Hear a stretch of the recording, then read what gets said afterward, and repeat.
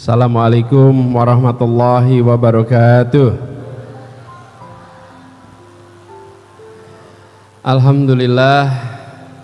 Alhamdulillahilladzi arsala rasulahu bil huda wa dinil haq liyudhhirahu ala dini kullihi wa kafa billahi syahida.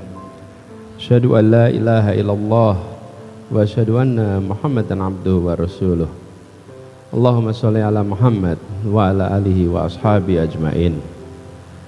Raditu billahi rabba wa bil islami dina wa bil muhammadin nabiyya wa rasula. Rabbi zidni ilma warzuqni fahma. Amin. Amma ba'du.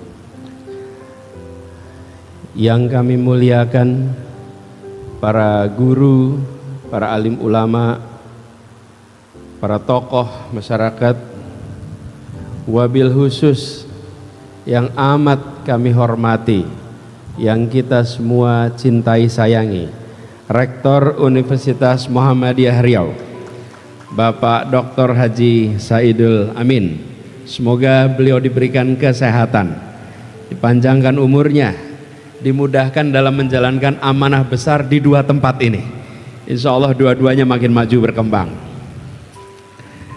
Yang kami hormati Gubernur Riau 2023-2024 Bapak Edi Afrizal Natar, semoga beliau selalu diberikan kesehatan, jadi rujukan bagi kita semua.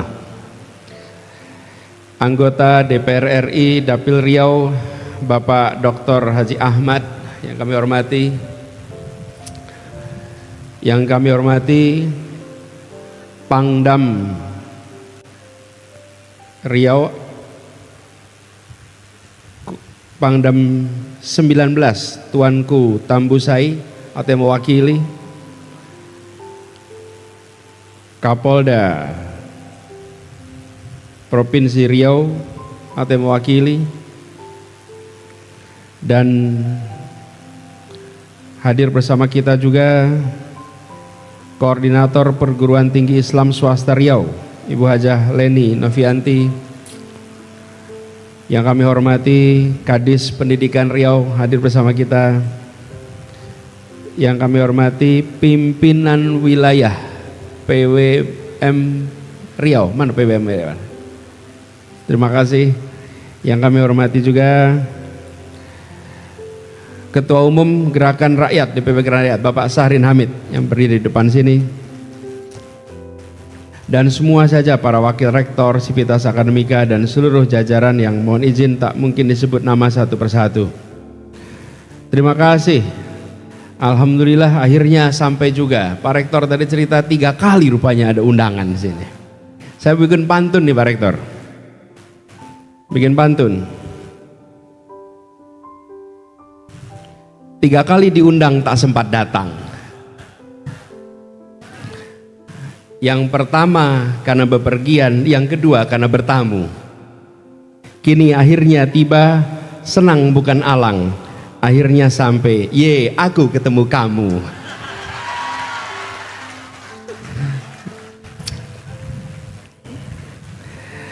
Ke Pekanbaru membeli kain. Kain dibeli bersama teman.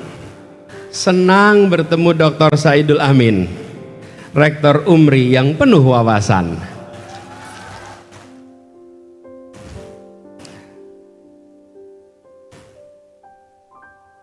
Nah ini ajakan ini. Di tepi sungai Siak berlayar perahu.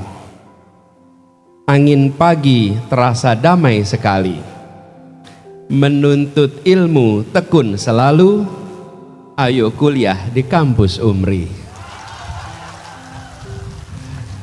Alhamdulillah senang sekali bisa sampai di sini.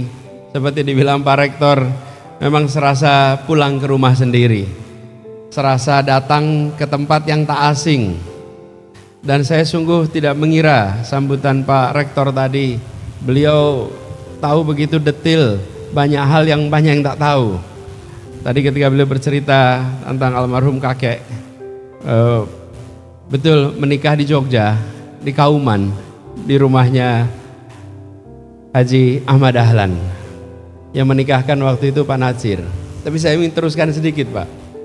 Ini ibu sekalian, saya itu tidak tahu kalau kakek saya itu istrinya dua, Pak.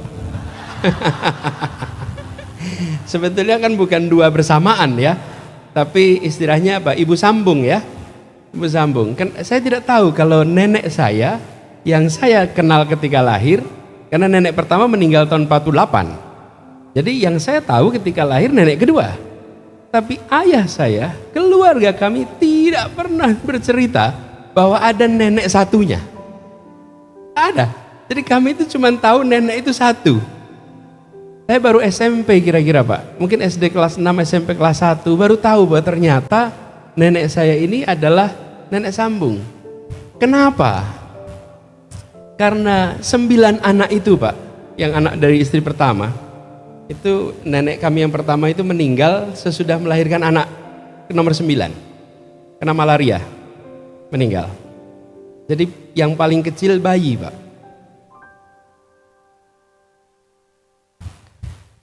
9 anak ini ketika melihat ayahnya menikah dengan seorang wanita,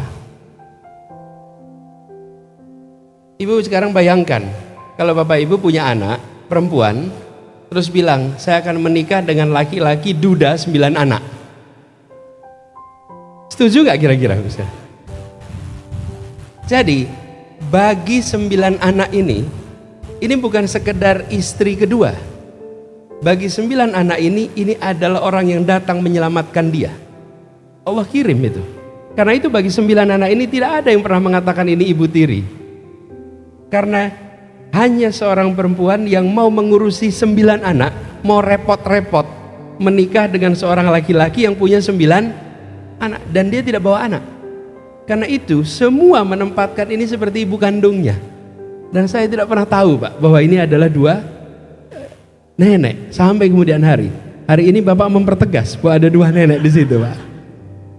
Tapi saya ingat sepanjang itu dan inilah sebuah perjalanan keluarga yang insya Allah kita semua punya cerita di keluarga kita masing-masing. Insya Allah keluarga-keluarga kita menjadi tempat tumbuhnya pribadi-pribadi bersinar yang memberikan manfaat bagi masyarakat semuanya. Nah, saya tiba di tanah Melayu ini dengan rasa syukur. Dan rasa syukur ini Pak Rektor, Bapak Ibu semuanya, karena kembali ke sini bukan hal baru. Kami datang pertama di sini 15 tahun yang lalu ketika mengantar anak-anak pengajar muda, mengirim melalui program Indonesia Mengajar, dikirimkan ke Pulau Rupat, bagian dari Kabupaten Bengkalis, tempat aslinya Pak Gubernur Edi, di Bengkalis. Nah, saya ingin ceritakan apa yang terjadi di sana. Bapak Ibu tentu tahu Pulau Rupat. Dan Pulau Rupat tahun 2010, jangan Pulau Rupat tahun 2025. Pulau Rupat tahun 2010 itu pulau terdepan berhadapan dengan Malaysia, betul ya? Dan di sana warganya terimanya TV3 waktu itu. Lebih banyak mendengarkan TV3. Apa yang saya ingin ceritakan di sini, Mas sekalian? Ketika itu kami tugaskan anak-anak di sana. Mereka mengajar di tempat yang tidak ada sinyal telepon, tidak ada listrik, jauh dari mana-mana. Bahkan mohon maaf, sebagian kampung-kampung tidak punya MCK. Masih pakai keduk tanah. Lalu satu ketika salah seorang pengajar kita namanya Roy. Roy ini adalah lulusan Fakultas Ekonomi UI, diterima di Bank Indonesia, baru bekerja 1 tahun, ada undangan menjadi guru dan dia milih ikut program jadi guru, minta cuti ke Bank Indonesia, tidak diberi. Karena mereka bilang untuk bisa hak cuti harus bekerja minimal sekian tahun. Kalau baru 1 tahun tidak bisa dapat hak cuti. Jadi Anda kalau mau berangkat harus mengundurkan diri. Dan dia pilih mengundurkan diri. Dia mengundurkan diri dan jadi guru di pulau yang sulit ini Pak, Pulau Rupat. Berangkat di sana. Ini bagian dari 5 anak yang kami berangkatkan di sana. Roy ini Pak ketemu anak yang cerdas. Sementara orang tuanya di sana mengatakan anak kami bodoh. Jadi anak cerdas ini diajari matematika, diajak untuk ikut lomba. Tidak boleh sama orang tuanya. Jangan anak kami dibawa Pak. Nanti kalau sampai ke Bengkalis ditertawakan karena dari Pulau Rupat ini pasti kalah. Ya, sama Roy dipaksa berangkat, Pak. Dan ikut Olimpiade Science, Pak. Apa yang terjadi? Dia menang di Bengkalis. Dibawa ke Pekanbaru, dia menang di Pekanbaru. Lalu dia dibawa ke nasional, di tingkat nasional itu peringkat sekitar 30-an. Pak, ini dari puluhan ribu orang, peringkat 30-an itu tinggi sekali. Saya dengar cerita sama teman di Metro, kita ngobrol. Akhirnya anak ini dibawa talk show ke Metro, Pak. Selamat pagi, acara Selamat Pagi Indonesia. Roy dan si anak ini. Pulanglah anak ini ke Rupat. Dah kembali sana. Tahun depan ikut lagi Olimpiade. Dan tahun berikutnya dari Pulau Rupat yang menang bisa sampai ke Pekanbaru 50 anak lebih. Asalnya 1, tahun berikutnya 50. Lalu yang menarik apa? Problem ketika 1 anak membawa ke Bengkalis masih mudah. Karena pakai kapal speed, tidak ada dermaga. Nah kalau 50 orang, pakai apa memberangkatkannya, Pak? Gak ada kendaraan.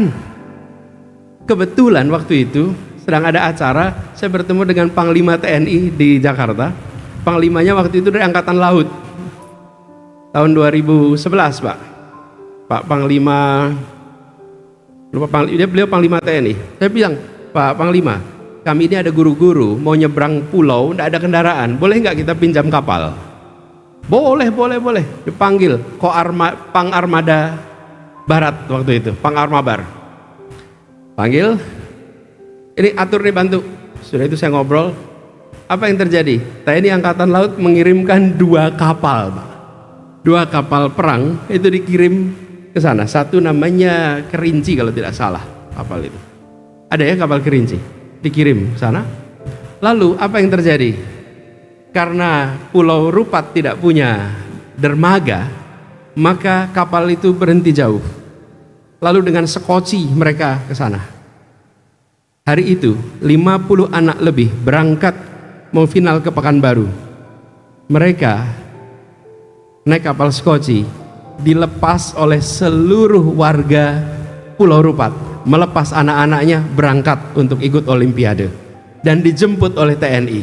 Apa yang terjadi? Mereka bilang, baru kali ini kami merasakan diakui sebagai rakyat Indonesia.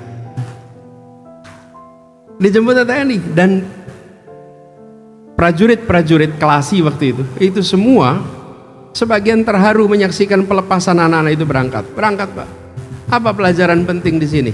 Lokasi lahir boleh di mana saja, tapi lokasi mimpi harus di langit, dan kerja keras untuk melampaui mimpi itu. Begitu ada inspirasi, begitu ada kemauan, begitu terbuka wawasan, anak kita tidak kalah. Anak kita tidak kalah. Tapi yang sering kali menutup siapa? Yang menutup itu orang tua kita ini. Yang mengatakan kami terbelakang, kami kalah. Tidak sama sekali. Kita ini tidak kalah. Kita ini potensinya sangat besar. Jadi ketika Umri mengatakan akan menjadi universitas kelas dunia, maka lampaui rencana itu. Tinggikan rencana itu. Saya setuju sekali Pak Rektor. Ketika Pak Rektor mengatakan bahwa wah kami tidak benchmark sama Gajah Mada. Walaupun itu alumni saya, Pak. Alma mater saya di situ. Tidak apa-apa, Bapak benchmark dengan kampus-kampus dunia. Kenapa alat ini membuat kita tersambungkan walau jarak geografisnya jauh? Alat ini betul-betul memangkas batas geografis, batas waktu, dan batas imajinasi.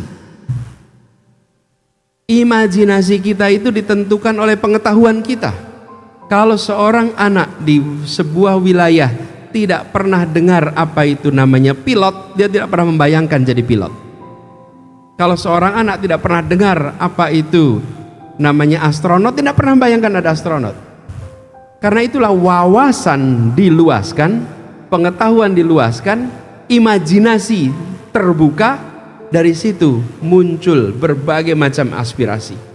Jadi senang sekali mendengar aspirasi ini, dan harapannya, kekuatannya bagaimanapun juga selalu dari dosen, Pak Rektor, selalu dari dosen, karena pendidik ini menjadi kunci, apalagi pendidik di era digital seperti sekarang. Kompetisinya ketat, bukan kompetisi melawan dosen lain, kompetisinya dengan kemajuan ilmu di bidangnya. Dia harus berlomba dengan kemajuan ilmu di bidangnya, yang kemajuan itu bergerak luar biasa cepat, sehingga pendidik yang baik, peneliti yang baik, dosen yang baik adalah dosen yang terus menerus memperbaharui keilmuannya, yang terus menerus menjaga berada di ujung terdepan, karena inilah kuncinya. Nah, yang menarik nih, sekarang di era teknologi, jadi buat adik-adik mahasiswa, para sivitas akademika semua di sini, pertanyaan ini, dosen bisa nggak diganti teknologi? Dosen bisa nggak diganti AI? Nggak bisa. Ya, saya juga dosen, saya punya NIDN juga. Banyak yang akan bilang tidak bisa. Kalau pertanyaannya diubah sekarang, dosen macam apa yang bisa diganti teknologi? Dosen macam apa yang tidak bisa diganti teknologi? Langsung kita ketemu, bukan? Langsung. Dosen yang repetitif, materinya daur ulang terus dari semester ke semester, slide-nya tidak pernah ganti, PowerPoint-nya sama terus, materi ujian, yang begini nih bisa diganti teknologi dengan mudah.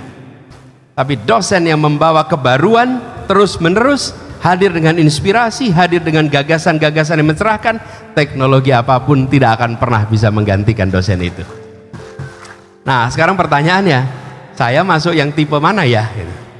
Tipe yang pertama atau tipe yang...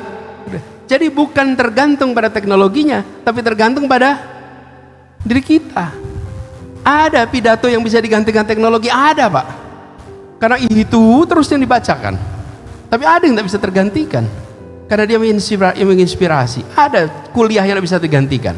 Nah, jadi sebuah harapan, insya Allah Umri menuju Indonesia, bahkan Umri menuju Asia Tenggara, sebuah cita-cita yang tinggi, insya Allah akan tercapai, insya Allah akan terlampaui.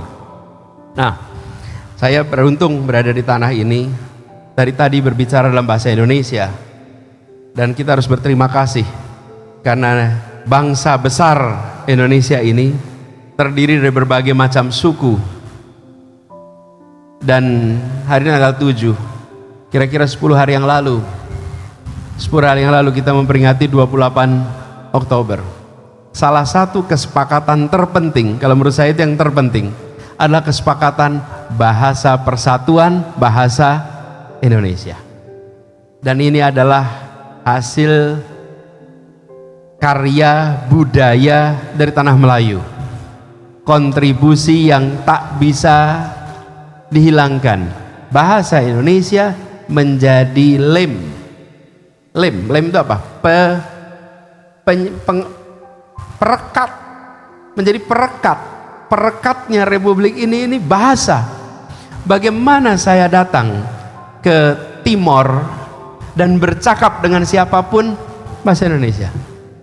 Datang ke Sulawesi, ada bahasa Indonesia. Ada kabupaten-kabupaten yang dalam satu kabupaten itu ada 3 bahasa, ada 5 bahasa dalam satu kabupaten. Ketika tidak ada bahasa Indonesia, kebayang tidak di ruang kelas belajar pakai bahasa apa? Nanti kecamatan A bahasa A, kecamatan B bahasa B. Betul tidak Mas? Bayangkan ruang parlemen kita. Kalau ruang parlemen kita itu berisi bahasa macam-macam. Untung ada, kita sering menganggap sepele. Tanpa adanya bahasa persatuan, kita tidak punya keutuhan seperti sekarang ini. Dan itu adalah kontribusi masyarakat Melayu yang ada di dalam sejarah kita yang tidak bisa dihilangkan. Saya kalau berbicara di forum internasional, terutama di wilayah Eropa Pak, saya sering sebutkan soal ini Pak. Kenapa? Uni Eropa itu terdiri dari 27 bangsa. Indonesia terdiri dari begitu banyak bangsa-bangsa. Dulunya kan sebelum kita menjadi satu bangsa. 27 bangsa di Eropa itu. Apa bahasa persatuan Uni Eropa? Tidak ada. Ada bahasa resmi mereka. Apa bahasa resmi mereka? Bahasa Inggris? Tidak, Inggris sudah keluar Uni Eropa. Brexit. Prancis, orang Jerman tidak mau pakai bahasa Prancis. Jerman, orang Prancis tidak mau pakai. Tapi sekalian, 27 bangsa itu menyepakati bahasa resmi. Jumlahnya 23. 23 bahasa resmi. Artinya apa kalau 23 bahasa resmi? Pertemuan seperti ini, seluruh Uni, di belakang sana berderet penterjemah. Semua orang duduk sini dengan pakai headphone. Tidak ada yang namanya persatuan yang sesungguhnya. Tidak ada integrasi yang sesungguhnya. Ini di sini ada berdiri dari TNI, dari polisi. Apa Bapak sekalian? Tidak mungkin ada angkatan bersenjata yang kuat kalau jalur komando pakai penterjemah, Bapak Ibu. Benar ya Bapak sekalian? Tidak mungkin. Tidak mungkin. Karena itu saya sering sampaikan pada mereka, kalau Anda ingin belajar tentang persatuan yang sesungguhnya, kematangan berbangsa, maka lihatlah negeri paling ujung Tenggara Asia, namanya Indonesia. Di sana bisa jadi contoh pada dunia. Dan itu disepakati sebelum ada negara. Di tempat lain negara terbentuk dulu baru sepakat bahasa. Oh, kita tidak. Kita bersepakat dulu. Dan kita harus hormati suku-suku bangsa besar jumlahnya, tapi menerima bahasa Melayu sebagai bahasa pengantarnya. Bapak Ibu bayangkan kalau jadi perwakilan Jawa pulang dari acara Sumpah Pemuda, kembali ke Klaten ditanyain, kenapa kau terima itu bahasa orang seberang? Kenapa tidak kau usahakan bahasa orang tua kita? Dahsyat tidak Bapak sekalian? Dan dia jawab, lebih baik pakai bahasa itu. Karena kita membutuhkan rasa persatuan, bahasa yang egaliter. Ini sebuah keberanian melampaui zaman. Jadi buat teman-teman muda, adik-adik muda yang baru masuk kuliah, ini banyak mahasiswa baru ya di sini, Pak. Mana yang mahasiswa baru? Acungkan tangan. Tepuk tangan buat mahasiswa baru kita. Buat adik-adik mahasiswa baru, Anda memasuki satu fase. Ini Pak Rektor izin, saya pesan buat adik-adik ini, Pak Rektor. Adik-adik masuk fase baru yang masa kuliah ini tidak bisa diulang, adik-adik. Tidak bisa diulang. Selesai Anda melewati masa kuliah ini, Anda akan masuk fase yang beda. Kalau Anda lulus SD, Anda tahu pilihannya. Oh, saya mau masuk SMP ini atau SMP itu. Ada pilihannya. Selesai SMP, Anda lihat, saya mau masuk SMA atau SMK. Ini pilihannya. SMA ini, SMK ini, SMA itu. Pilihannya ada. Lulus SMP dan SMA dan SMK, Anda masih milih lagi. Saya mau masuk kampus mana? Di setiap fase itu, Anda punya pilihan. Selesai Anda kuliah, mendadak Anda tidak punya pilihan. Mendadak kosong. Bukan lagi pilihan berganda. Kalau kemarin pilihan berganda, yang ini atau yang ini atau yang ini. Besok selesai kuliah Anda ada lagi. Dan Anda tidak masuk lagi fase di mana Anda akan ketemu dengan pembimbing, ketemu dengan dosen, ketemu dengan struktur jadwal. Nggak ada, hilang itu semua. Kemarin Anda masih ada, jam 7 masuk, jam 8 masuk, masa kuliah sudah Anda atur sendiri jadwalnya. Selesai kuliah hilang itu. Pertanyaannya, Anda bersiap-siap tidak untuk masa pasca kuliah? Gunakan masa kuliah ini sebagai masa pengembangan diri, sehingga ketika Anda lewat masa kuliah, Anda menjadi pribadi-pribadi yang siap untuk berkarya dan siap untuk memberikan manfaat. Nah, apa pengemendari? Saya usul pada adik-adik yang sedang kuliah, jadilah mahasiswa yang sibuk. Udah gampang, sibuk. Kalau Anda longgar waktunya, berarti Anda menuju jalan bermasalah. Kalau Anda menjadi mahasiswa yang sibuk, berarti Anda sedang menyiapkan diri untuk nanti punya kompetensi. Sibuk apapun. Tentu yang kaitannya dengan kegiatan kemahasiswaan. Bagi yang suka paduan suara, dorong. Bagi yang suka pencinta alam, dorong. Bagi yang suka organisasi, ikut BEM. Bagi yang suka motor mobil listrik, bikin mobil listrik. Sibuklah. Jangan jadi mahasiswa waktunya longgar. Jadi kalau saya ditanya apa kriteria masa kuliah untuk menggambarkan ke depan, cek aja. Kalau waktu Anda banyak longgar, berarti Anda menuju pintu permasalahan. Tapi kalau Anda menjadi mahasiswa yang sibuk, maka Anda menuju jalan keberhasilan. Kenapa saya gunakan sibuk dan tidak? Sederhana adik-adik. Yang namanya puncak, kalau Anda naik gunung, yang pernah naik gunung pasti merasakan. Biasanya kalau naik gunung itu malam, supaya sampai di puncaknya itu pagi. Belum tentu bisa lihat jalan, tapi sambil meniti jalan, Anda merasakan kalau jalannya datar, kalau jalannya menurun, maka ini nggak ngantar ke puncak. Kalau jalannya mendaki, ini ngantar ke puncak nih. Ini ngantar ke puncak. Jadi kalau Anda lewat jalan, mau naik gunung nih, gelap, belum tahu rute, kan belum tahu nih pasca kuliah mau apa. Lihat nih, begitu yang Anda jalan ini ringan, longgar, berarti Anda menuju tempat yang turun. Anda akan turun ke bawah jurang, ke tebing-tebing. Tapi kalau Anda mendaki, Anda tahu satu saat Anda akan sampai di puncak dari perjalanan pendakian itu. Puncak itu artinya apa? Mendaki itu melelahkan. Jalan datar itu enak, jalan menurun lebih nyaman. Mahasiswa yang jalannya menurun, jalannya datar, ini mahasiswa yang waktunya longgar nih. Mahasiswa yang sibuk, ini mahasiswa yang mendaki. Oh, dia pasti lelah. Dan jangan pernah khawatir bidang apapun, karena bidang apapun menyangkut pengembangan diri. Saya pernah, Pak Rektor, beberapa waktu yang lalu hadir di sebuah menyaksikan reuni mantan aktivis paduan suara, Pak. Itu ketika mahasiswa tahun 70-an, 80-an, 90-an, paduan suara itu kan bukan yang paling utama, Pak. Yang utama itu kan ketua dewan mahasiswa, ketua BEM, presiden, itu yang utama. Ini apa? Apa yang terjadi, Pak? Ketika mereka reuni, sudah jadi orang berderet, Pak, berbagai macam posisi penting mereka pegang. Apa sih yang dipelajari? Belajar self-disiplin, belajar konsistensi, belajar kolaborasi, belajar untuk bisa mengelola sumber daya. Itu semua pembelajaran, bidangnya macam-macam. Jadi saya usul pada adik-adik yang sedang kuliah, jadilah mahasiswa yang sibuk. Jangan hanya aktif di dalam kelas, tapi aktif di luar kelas. Buat adik-adik, ini akan bawa nama Universitas Muhammadiyah Riau di masa yang akan datang. Tadi disebut alumninya. Jadi IP yang tinggi, ini buat adik-adik semua nih, akan mengantarkan Anda pada panggilan wawancara. Tetapi kepemimpinan akan membuat wawancara Anda berhasil.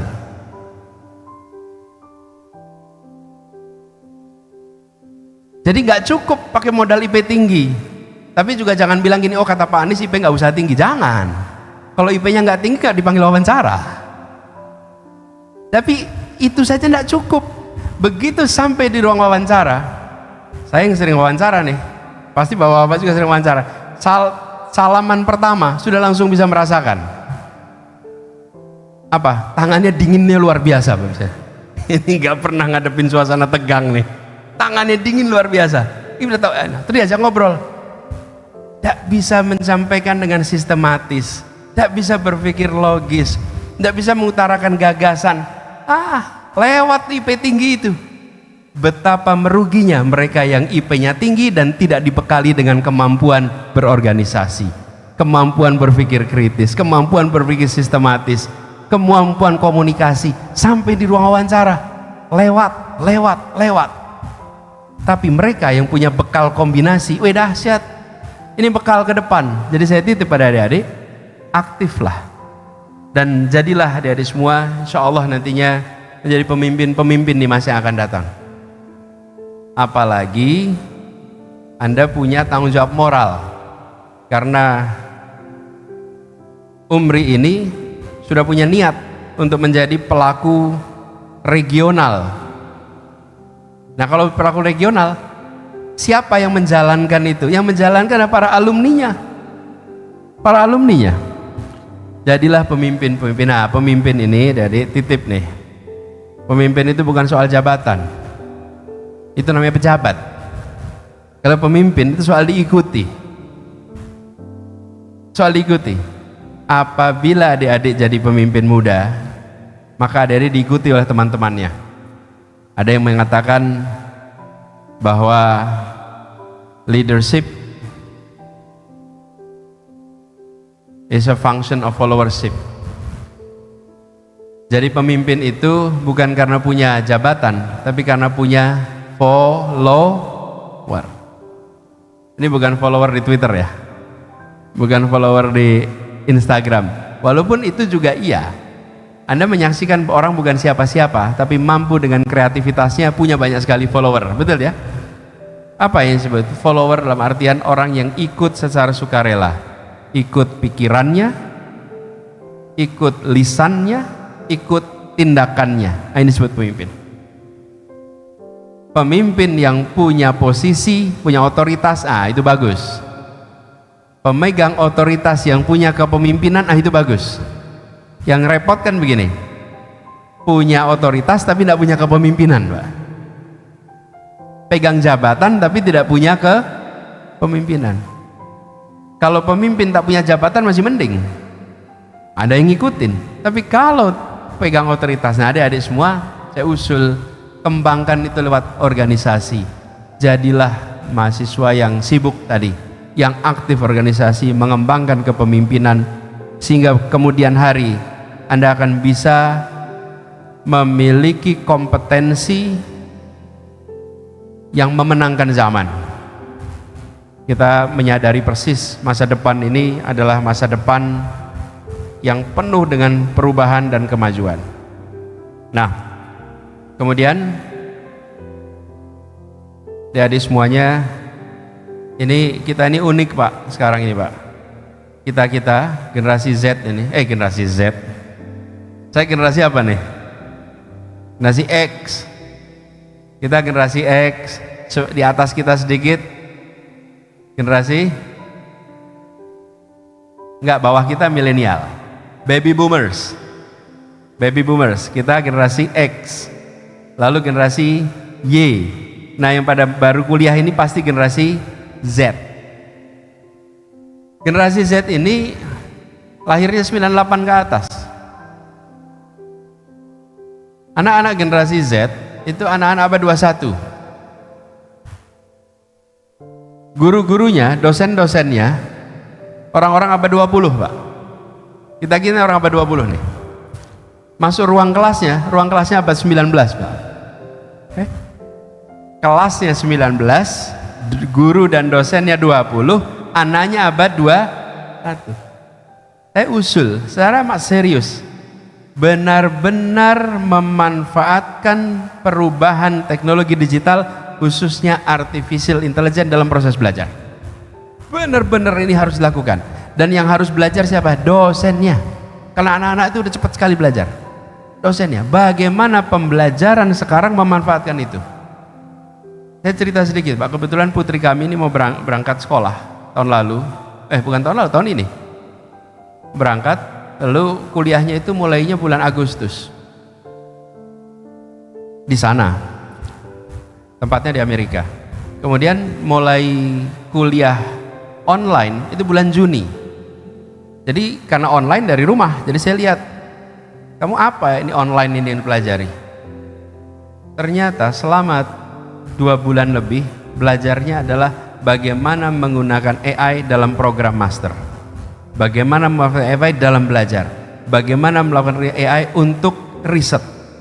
Saya ketika melihat itu semua, waduh, ini lompatannya agak jauh nih. Tapi itu bisa kita kerjakan karena alatnya ada di sini sesungguhnya. Saya katakan agak jauh, kenapa? Karena kita di sini masih sebagian malah memusuhi, Pak. Malah memusuhi, jangan pakai. Jangan, ini harus dipakai. Tapi jangan kita menjadi abdinya AI, jangan. AI itu harus kita jadikan sebagai asisten pribadi kita. Jangan dibalik. Anak ini sekalian untuk semua bidang, supaya kita berada di dalam state of the art knowledge, di garda paling depan dari ilmu pengetahuan. Dan ini hanya bisa kita kejar kalau kita mau dari sekarang membuka diri memanfaatkan itu. Kira-kira 3 bulan lalu Pak, 4 bulan lalu, anak saya itu menulis esai, ini yang SMA. Dia tulis esai, biasanya kalau dia menulis lalu diberikan ke saya atau istri saya untuk kasih komentar. Jadi oke, nanti kasih komentar. Satu ketika malam-malam itu jam 9 malam dia bilang, "Bah, saya harus nulis esai.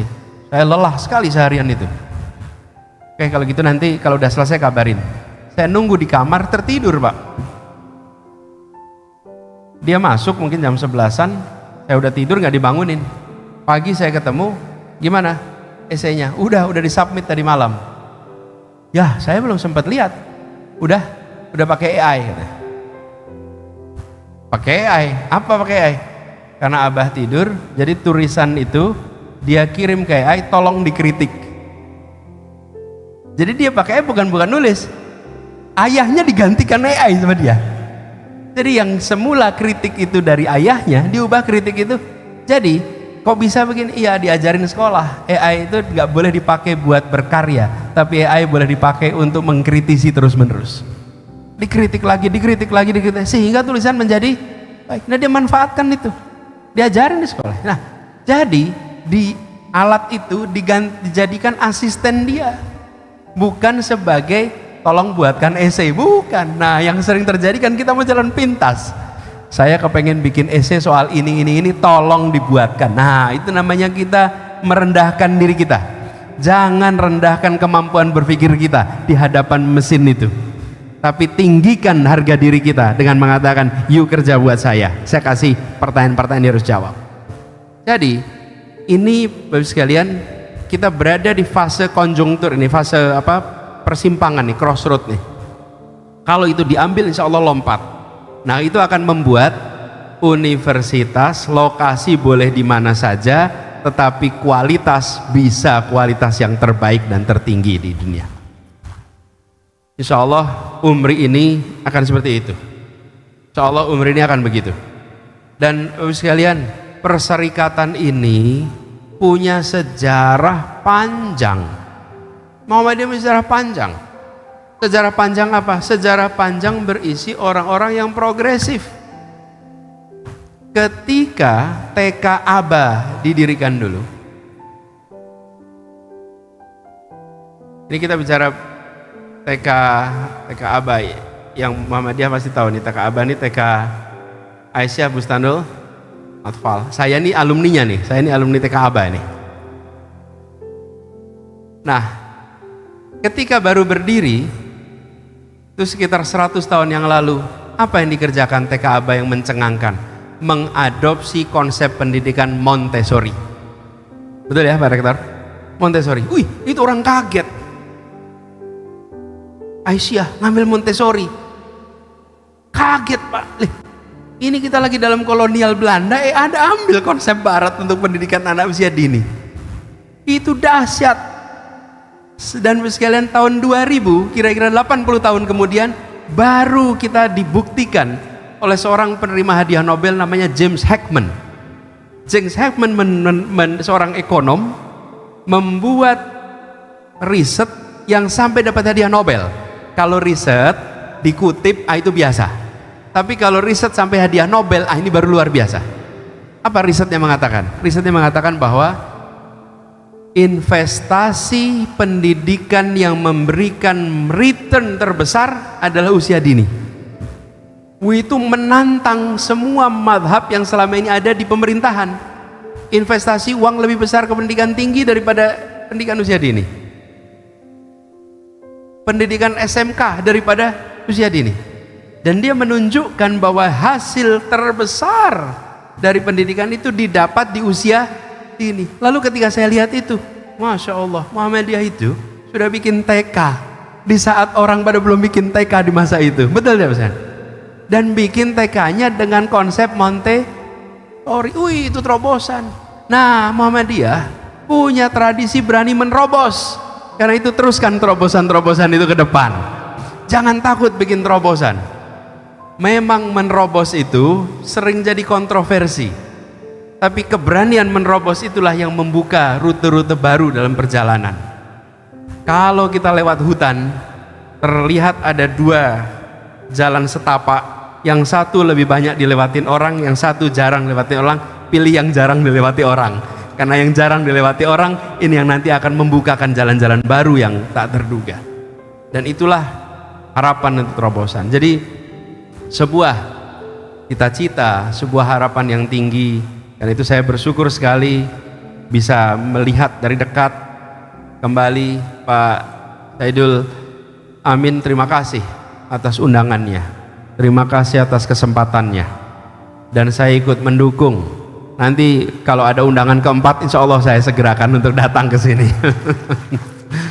Dan jika giliran nanti, jika Bapak datang ke Jakarta, izinkan kami yang menyambut. Kita terus tukar pikiran, kita terus tukar gagasan, tapi harapan kami kemajuan dari Umri ini muncul. Jadi bayangkan kalau lagu yang digubah oleh Pak Jarnawi tadi, Sang Surya, menggambarkan ufuk terbit dari timur.